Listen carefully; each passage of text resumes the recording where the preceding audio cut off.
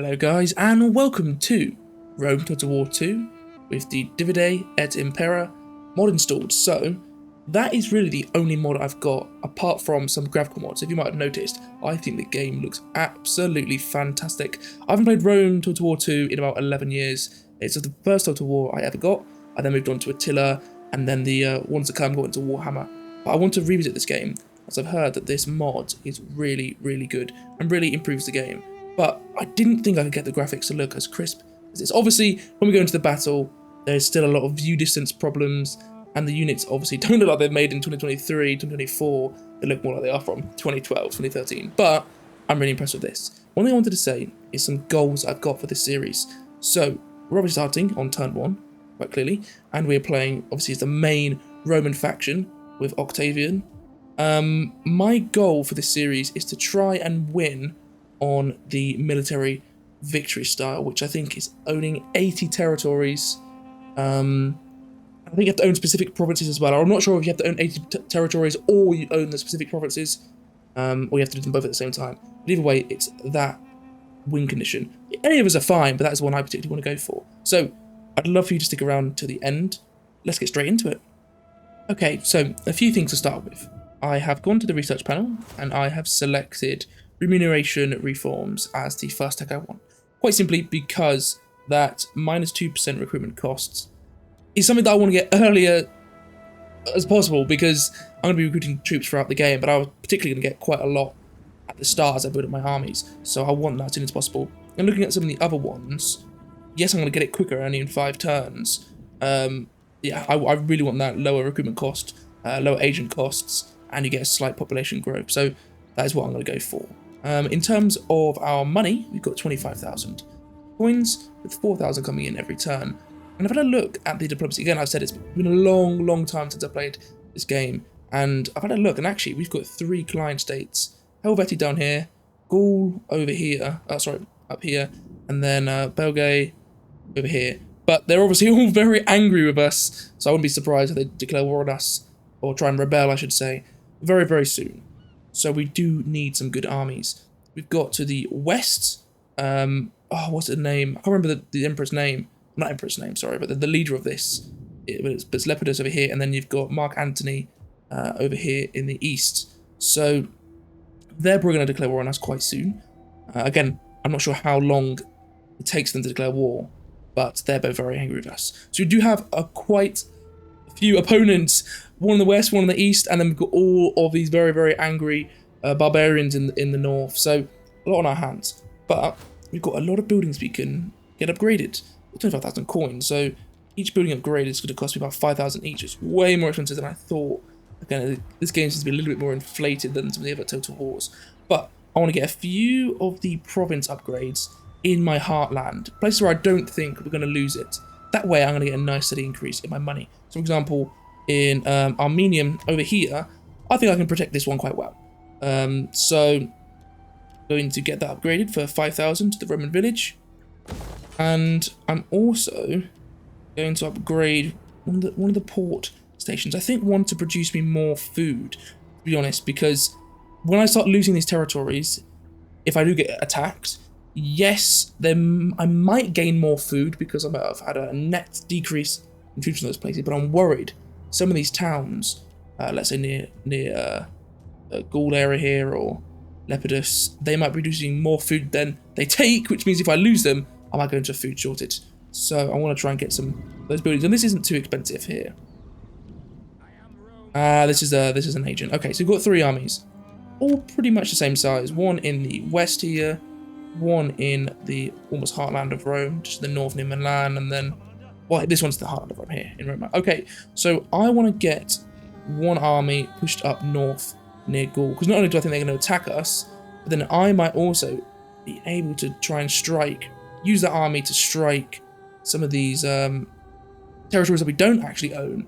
That will then give us obviously some more money, give us someone to fight up there, but then if we do get attacked by our client states, we can pull back some armies.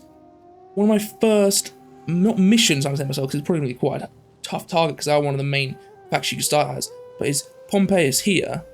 All these settlements here, there isn't too many. I think there's only 5, the 2 here Another 3 on Sicily here. I want to take them out because I'm worried they're going to strike me. If I push my army out of Rome to the east, they might declare war on me and try and push in, and then I'm going to struggle with Rome not very far away from where they'd land. So if I take them out early, it obviously gives me a good amount of extra income.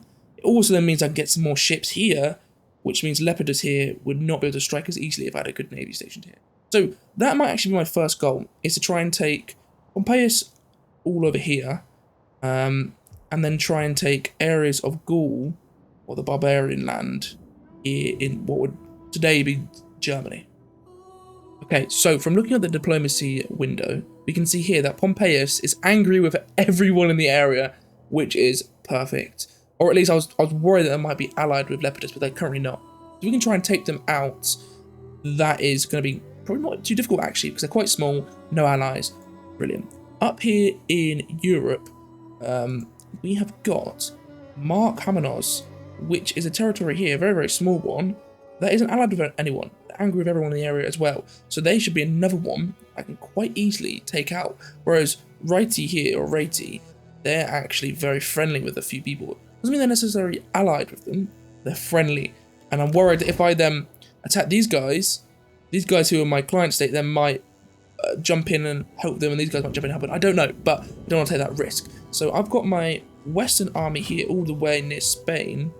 I'm actually going to pull them up and try and take on Urbuz's up here. It'll be quite a long journey because see how it's got purple. It's got a purple marker there. It's going to be quite a while. Can we set a marching stance? Yeah, no, we can't. In other news, I have upgraded a few settlements. You can see I've gone down from 25k to 5k. I spent a lot of money, but this is really, really inflated in this game, the prices. I thought 25k was going to be tons of money. It really isn't. We spent all of it very quickly. And even the units are extremely expensive. I'm not sure if it's just maybe the later Total Wars or if it's the DEI mods or what, but here, these look, yeah, these are good units, but 2,000 coins, extremely expensive. Like, even if you come down to the really cheap units, like the lightest skirmishes, they're still 500. And then these guys here don't look anything too special. They're 1,200.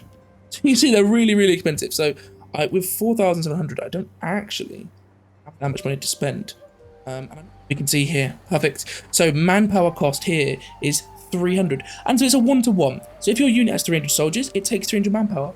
Absolutely fantastic. I like that a lot. So I've also noticed that down here as well, these unit caps are much, much higher than I'm used to, which is something I'm really excited to see. With 400 units in this one unit here, that's amazing. But here I'm also noticing these guys, these Italici militaires are more expensive than the Town Watch here. Yet the Town Watch better. I don't understand. Or at least very, very similar. So I'm going to get some of these guys. I'm going to get 3 of them, because they're actually quite a cheap unit. And then maybe some more expensive, more elite units up the top here. Okay, so I'm going to actually get 2 of these bad boys. Cohors Evocata.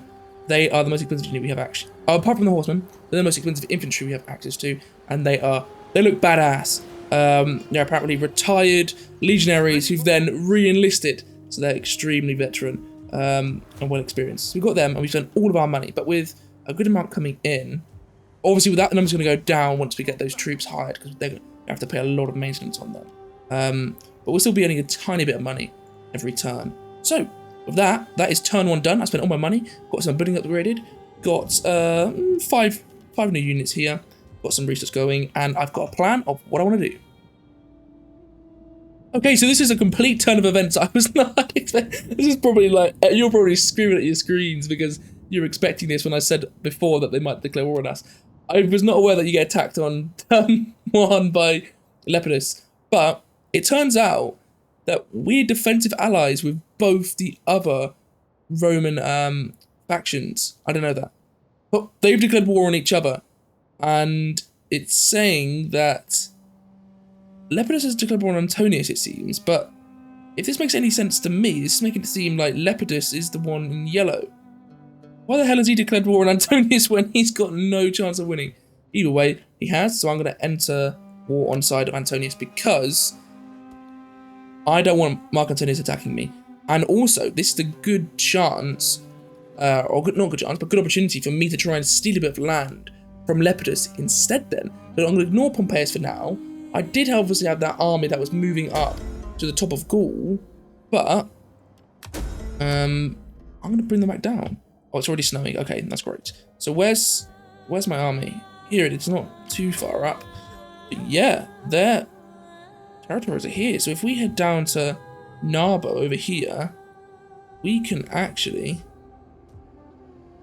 make a start on their territory. We can go straight for Morocco over here on the coast. If we seize that, we can sell our navy in. So let's... Yeah, let me actually bring... This is where I'm not sure. I could have a naval attack on Kartadashi and have two armies come in from the shore and try and take it on with my navy as well. But I didn't also know this. When navies or armies are docked, they will decrease the public order of the province. Is this a DEI thing or is this a Rome 2 thing? I've never seen this before. Okay, so I assume we might as well get our boats to leave. So, is there any cheap ships I can get? Thinking, yeah, 570 here for the slingers. Actually, no, I'm not going to buy one just yet. I'm going to put my money in to get another slinger. The reason is because we've got quite a lot of ports along the way. So if we generally are running out of supplies, I can always retreat back before. But we're going to get that. That's a lot of money spent there. And what I'm actually going to do is Legio II here, or Legio. I'm going to move him, thinking maybe here to try and strike. But I think if I have all of my arse, what a name of a town. I love it. But yeah, I think I want to move the two armies here with my navy down, and we attack Kartadashi here, all three. But if there's an army station here as well, and it's not just the garrison, we probably will lose. So I need to judge it. It's going to take quite a while to make our way over there, but the general is on his way. And then these guys are giving the penalty, the public order penalty, but I'm recruiting, so they'll have to wait. Apart from that, we've got 1,200 coins. I am going to get a couple more units in this army. I think we can only get the cheapest. Yeah, more of the cohors Vigilum here. Vigilum. We'll actually get 3 of them. That's all of our money spent. But these units don't look too terrible. They've got helmets. That's how I judge if they're terrible or not. If they literally haven't even got helmets, then they're terrible. But they're just town guard garrison. But 6 of them just to hold the flanks while my main legionaries do all the work, I don't think that's too bad. Okay, so it is turn 3, and the shore leave penalty here on Genoa is really hitting hard. So we've got our ships, we've got 8 ships, not a particularly big navy, but that's enough to harass any ships that try and take out our transport fleet, and also it's enough to then harass Kartadashi a little bit. We've got our army in Rome, which I am going to move out 16 soldiers. We haven't got enough money to buy any new ones anyway. And what I've noticed, and let me just test if this is generally true, armies in this mod give the opposite of normal Total War. Armies in this mod detract public order. So, here in Rome, we've got 16 and 5. Let's just do that as a test, because I've read that up by looking here in the bottom left. Garrison public order penalty. Armies cause public unrest. So, we just do little tests. Ready for battle. Yeah. Now it's now at plus 11. Unbelievable. So, I don't understand that at all. Well, no, I do understand that. In realistic terms, if you have a massive army in your city, eating all the food, causing a ruckus, yeah, you probably would be pretty annoyed. But I don't understand that from a game point of view, because previously, if your army was, your city was going to rebel, you'd station a big army there to quell or deter the rebellion, so that the public order would rise. But now you can't do that. In fact, it's the opposite. So if a city's about to rebel, you just generally have to take it. So that is it's an interesting feature, but not one that I'm actually going to complain about. I think it's quite a cool one, actually. But yeah, so I've got my armies moving, got my navy moving, and we've got 3,000 coins. So I do want to, again, keep spending it now on the economy so that I can try and make a little bit back on all this maintenance fees that I'm paying for these armies. And, okay. We have been engaged by his fleet, and so while we have more ships than him, he only has 6 ships, we have 8 ships. He has 2 ships which are ballistas, and they're big ballistas as well. He's got 140 men, whereas mine only has 40. But apart from that, he's just got the 2 javelin men. We've got 3 javelin men, and he's only got 1 infantryman. He has obviously got the 140 good troops like I've got, but I can again match him to that. So it's just those ballistics. But if I can try and board his, yeah, I have enough infantry for him because I can board his main one against my main one of my infantry against his infantry, and then just have the 2 assault troops then take on these 2. If I board them, then they're probably not firing. So yeah, I think we have a semi-decent chance to take this guy on, but let's go for it. Are you sure about that? Okay, so we're in, and we have got our ships already in a formation that I'm happy with. Only thing I'd say, no, actually no, this isn't a ballista, this is an onager, so actually we can shoot over the ship. Yeah, the picture's a ballista, that's absolutely fine. So yeah, I'm ready to go, and we just need to try and prioritize on taking out their 2 ballista ships, or onager ships, or whatever they are, because if we can take them out, then that really does to the tide of battle in our favour.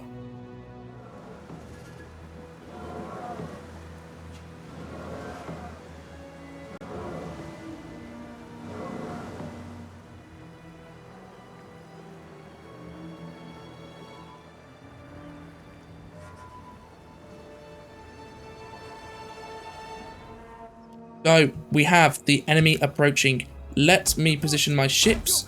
Doing a bit too much cinematography there with the little screenshots. And I take back what I said about us being potentially able to take this this one on. I don't think we can actually because he's got 2 ballistas. Okay, and then so you know that 2 ballistas that's scary, but we can deal with that. Oh no, he's got 140 very well armed Marines. So yeah, that's a little bit worrying. What I want to try and do is take out his general. That is what I want to do, because his general is obviously going to be running a lot of morale, but then at the same time, they're taking out our general, so it's a tough one.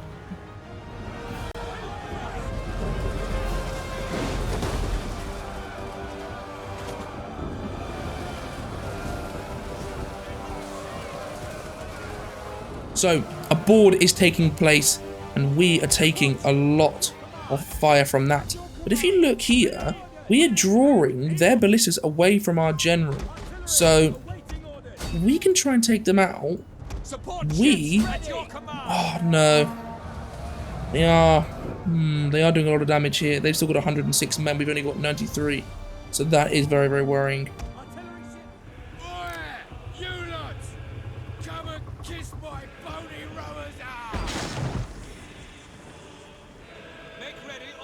Yeah, this is going absolutely horribly wrong. I was hoping that the ballistas would be just more of an artillery unit, but no, it seems that they're an artillery unit with a completely good infantry section attached. So all of our guys have fled. They've set our general ship on fire. Our whole navy's gone down, and we didn't even really do very much damage to them. And with their 2 ballistas here now firing on us as well, yeah, it's game over. In fact, even our infantry here are being taken on by their javelin, who I thought were supposed to be pretty bad, but no, they're taking us on very well. So it's definitely not one that we're going to be able to recover from. Especially when we're missing shots like that. Oh goodness.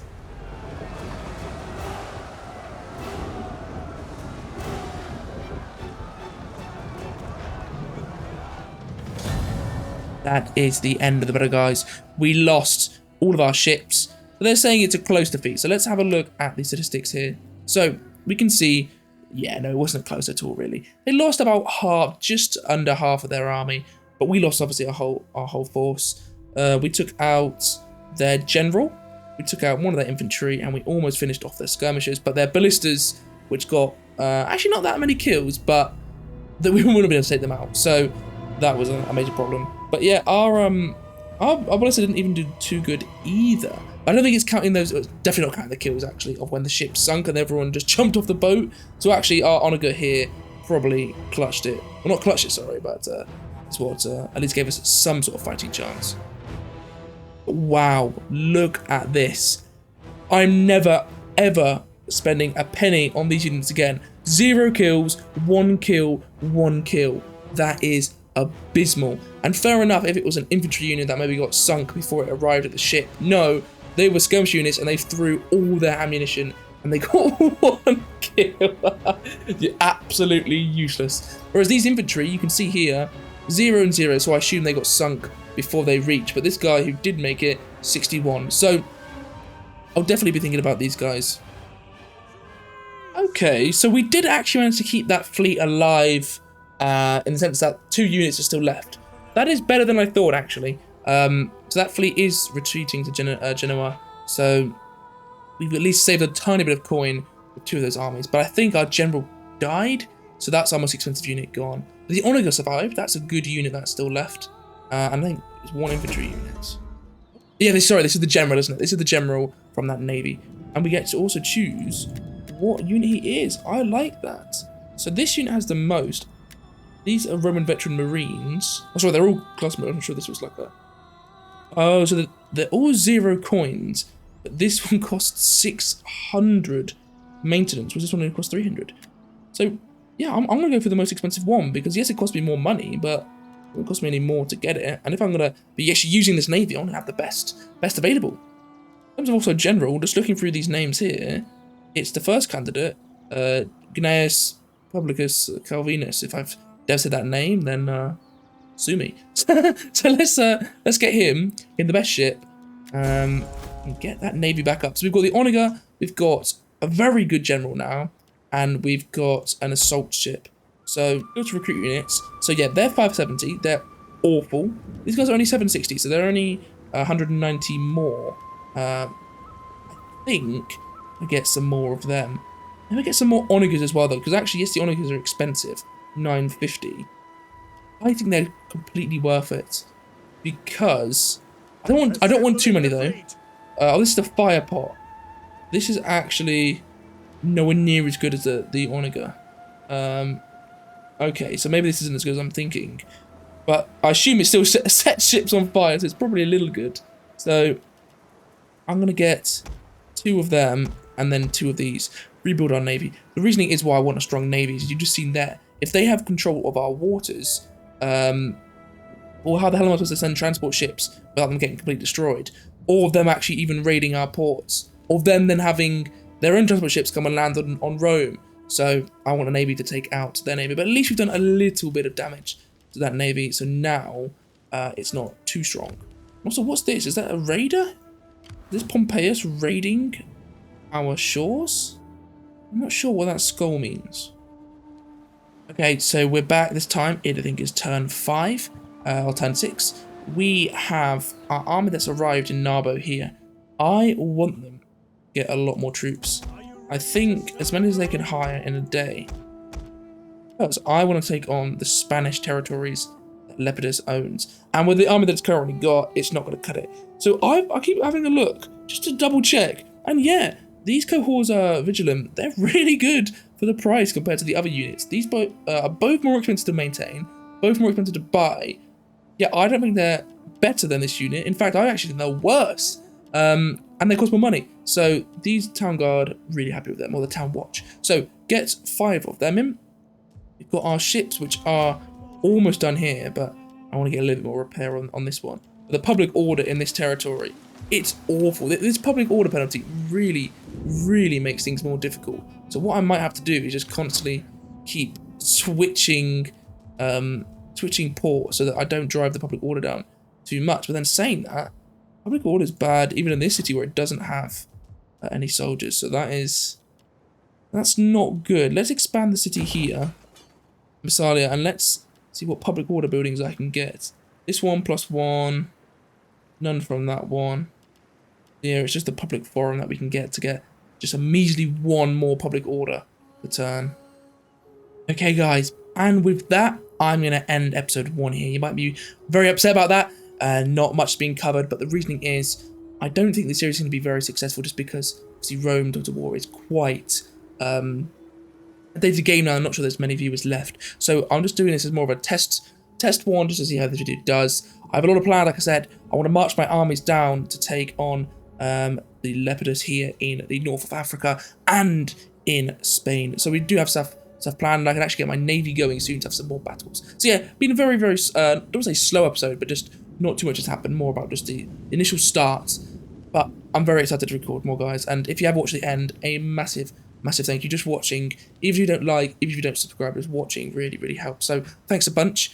Saying that though, if you did enjoy, please leave a like and please subscribe to see more. So guys, I will see you in episode 2. Ta-ra.